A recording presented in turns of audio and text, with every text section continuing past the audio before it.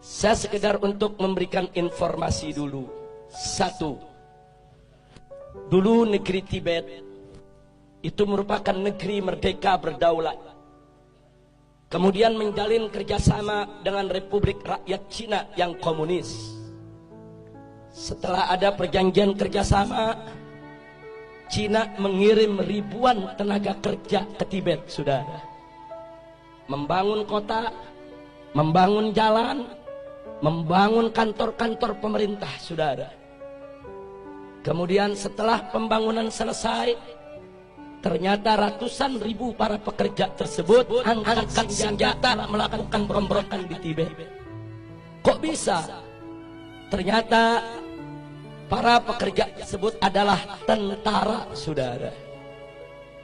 Tentara yang memang dididik, saudara, untuk bekerja. Kemudian setelah itu Tibet jatuh, dikuasai oleh negara Cina. Dan pimpinan tertinggi agama yang ada di Tibet, yaitu Dalai Lama, ditangkap dan diusir ke luar negeri sampai hari ini, saudara. Hati-hati, masuknya tenaga kerja Cina ke Indonesia yang jumlahnya saat ini ratusan ribu orang harus diwaspadai.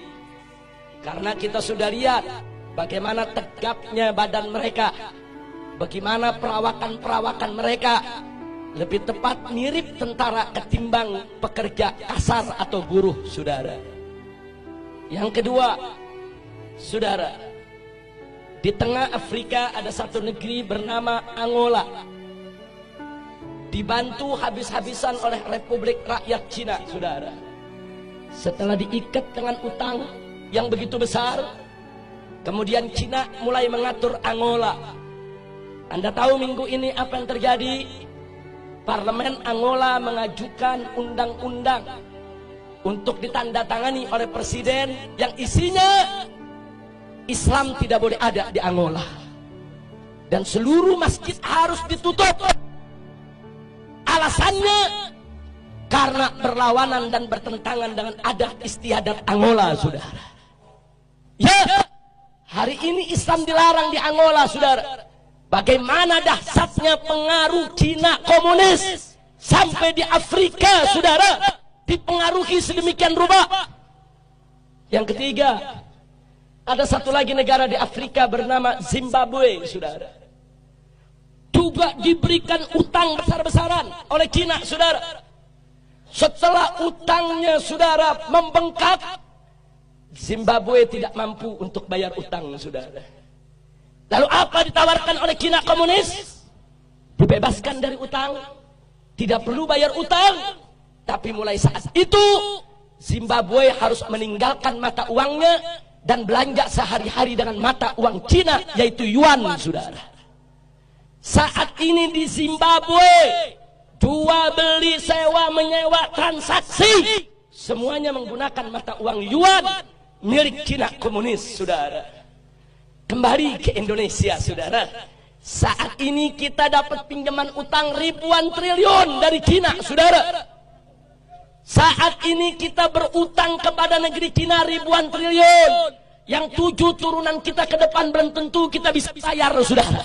Hati-hati dengan ribuan triliun kita hutang ke Cina. Saat ini Cina komunis mulai mengobok-obok kita punya negeri, saudara.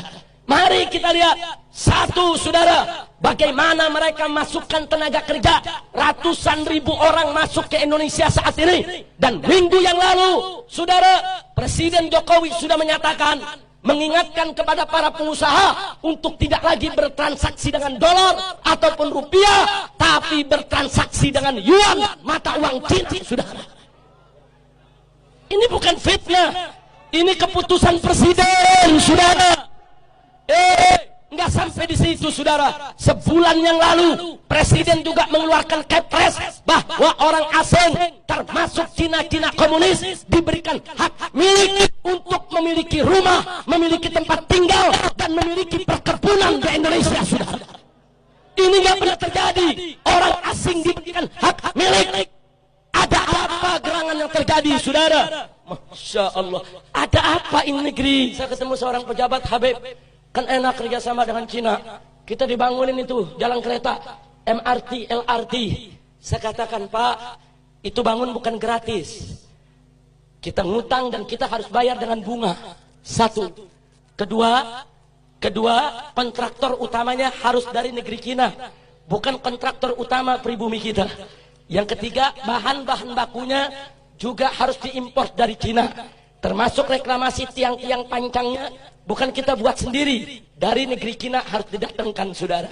Dan gak sampai di situ, minimal 30% tenaga kerjanya juga harus dari Cina, saudara. Jadi apa yang kita dapat untung dari proyek-proyek tadi? Duit kita dikasih pinjam sama Cina, mesti bayar ke kontraktor Cina, mesti bayar ke pekerja Cina, mesti bayar ke material Cina. Semua duit balik lagi kepada mereka, saudara. Jangan mau dibohongin, jangan mau dibodohi, jangan mau dikadalin.